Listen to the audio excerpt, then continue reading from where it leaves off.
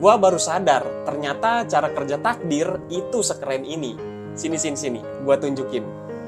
Oke, jadi di sini gua ada bikin diagram yang mana gua akan menjelaskan tentang takdir, ikhtiar, tawakal, syukur, dan juga waktu. Kita mulai dulu dari sini.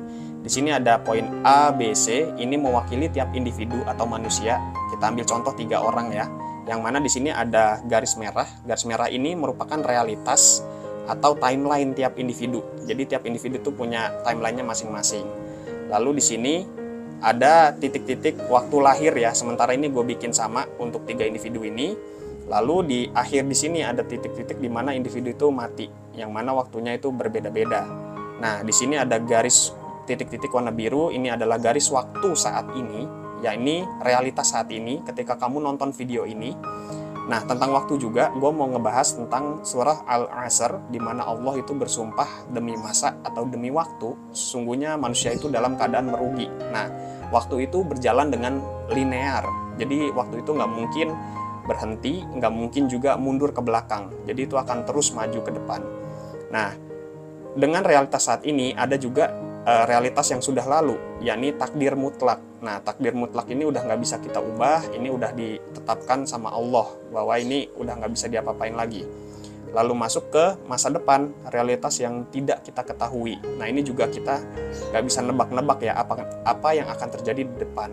Makanya di realitas yang ada saat ini, kita harus sadar bahwa kita tuh harus terus berikhtiar. Nah, ikhtiar ini merupakan usaha manusia yang mana amalan ini tuh kontinu ya, berkelanjutan. Seiring berjalannya waktu, kita terus berikhtiar, nggak bisa kayak ikhtiar sekali terus udah gitu. Nah, ikhtiar pun diiringi dengan tawakal. Nah, tawakal juga pada umumnya orang tuh taunya seperti garis finish, dimana setelah ikhtiar, tawakal, terus udah gitu. Padahal nggak. Tawakal dan ikhtiar itu berjalan beriringan, dan tawakal itu terus-menerus berkelanjutan.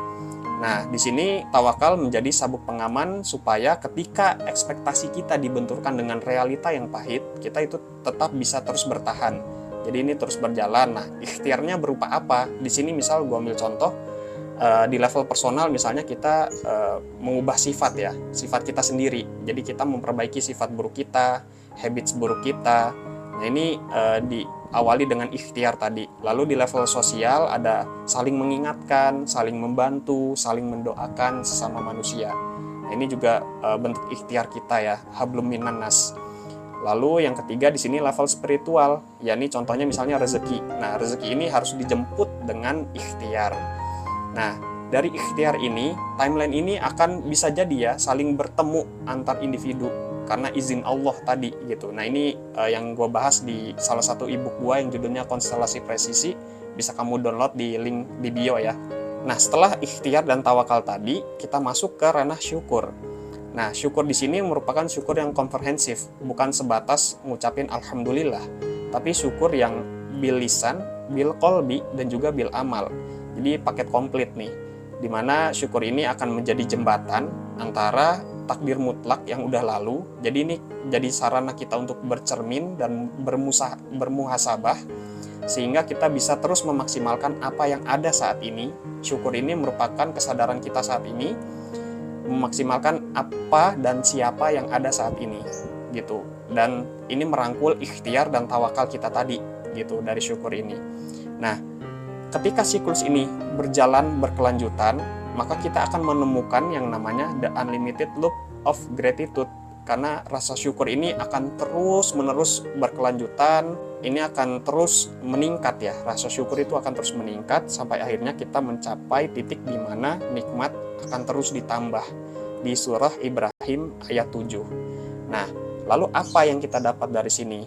Di sini yang pertama kita ambil pelajaran bahwa kita nggak bisa menyia-nyiakan waktu, karena waktu itu nggak akan balik lagi gitu, atau kita akan menjadi manusia yang merugi.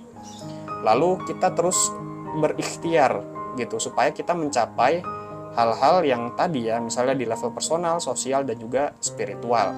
Walaupun misalnya kita nggak tahu nih realitasnya kayak gimana yang akan datang. Nah, makanya di sini ada yang namanya tawakal tadi gitu, supaya kita bisa terus waras gitu dengan realitas pahit yang ada. Lalu kita juga nggak boleh mengeluh dengan takdir mutlak yang udah terjadi. Makanya syukur di sini berperan penting ya untuk menjaga ini semua gitu. Nah, makanya itu dia pentingnya daripada mempelajari ini. Semoga penjelasan yang tadi bisa bermanfaat buat kamu. Nah, kalau kamu suka dengan konten ini, jangan lupa di-like, di-save, di-share ke teman-teman kamu, dan jangan lupa follow juga akun ini. And as always, jangan lupa bersyukur.